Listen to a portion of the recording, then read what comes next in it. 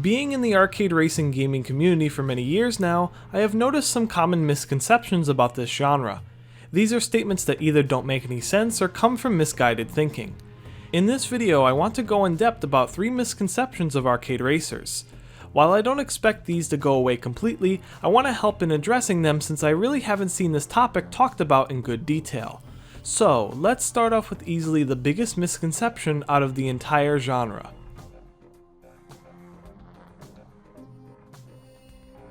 A common sentiment is that arcade racers are casual racing games.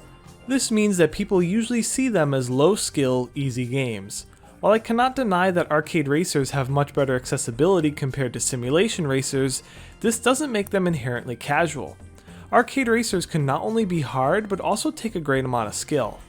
With a simulation racer, the challenge comes from the realistic aspects of the game, including mechanical wear, mechanical damage, racing rules, road terrain, weather conditions, and the driving itself.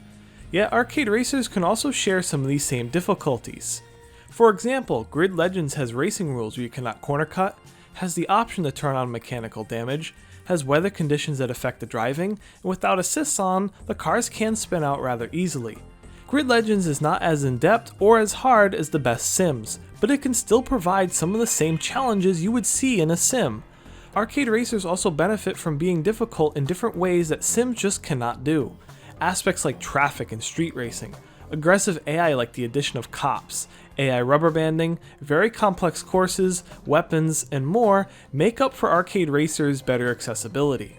Games like the first Burnout, Redout 2, Need for Speed Underground, the Midnight Club series, and the Trackmania series are known for how notoriously hard they can be. This means that you do need skill for arcade racers.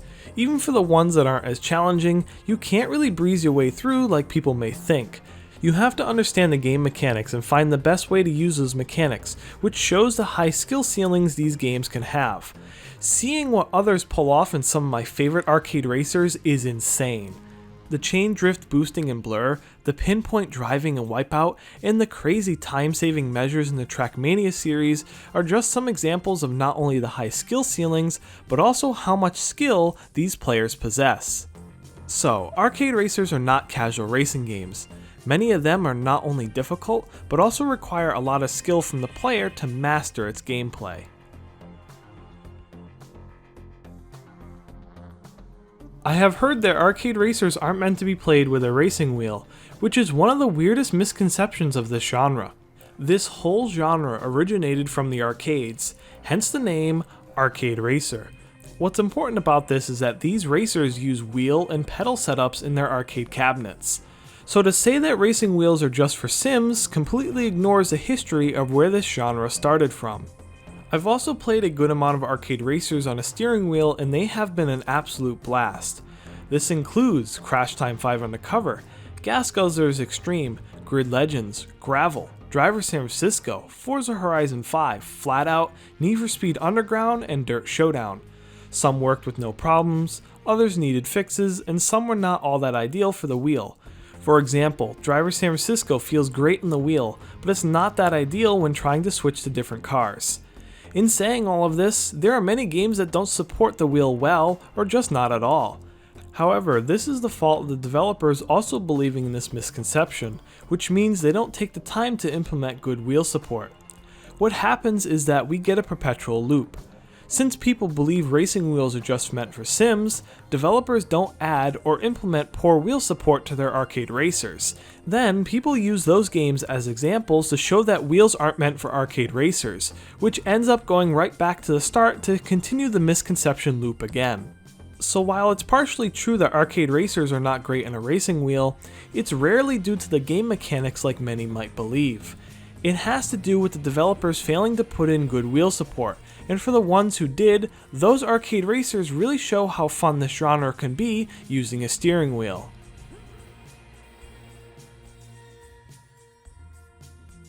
While I don't see this one all too often, this particular misconception irks me the most when it does come up. Due to many arcade racers' accessibility and content matter, people have associated the genre as mainly tailored for children. I certainly cannot deny that arcade racers are popular with kids. They were back in the day when they first started and still are to this day. However, many arcade racers have shown to be made for more than just children. While there are racing games that are mainly targeted at kids, usually kart racers, this is only a subset of the entire genre. There is a wide range of racers that appeal to different age groups. Games like Hot Wheels Unleashed, Onrush, Monster Jam Steel Titans, and Asphalt 9 Legends could be argued they were predominantly made for kids, but also could be argued that they could appeal to older players as well. Games like Grid Legends, Driver San Francisco, Flat Out Ultimate Carnage, and especially Blur, with its infamous Race Like a Big Boy commercials, their target audience really wasn't children as they appealed to older players.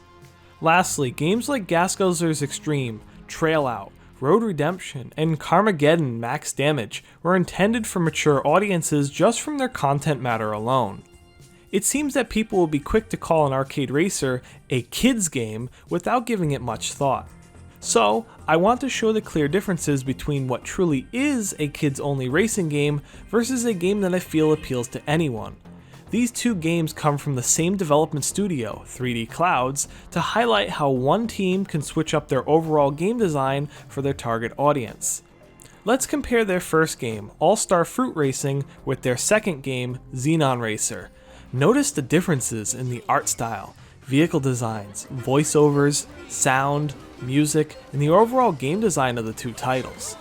I can also confirm from playing that the vehicles are much easier to control in Fruit Racing than in Xenon Racer.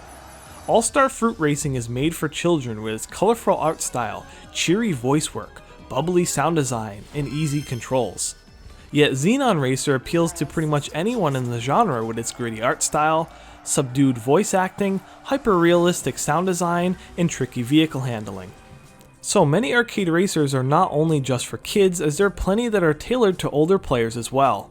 Developers do make very conscious decisions on who their target age group is for their games, which becomes apparent when you take the time to analyze these racers in detail.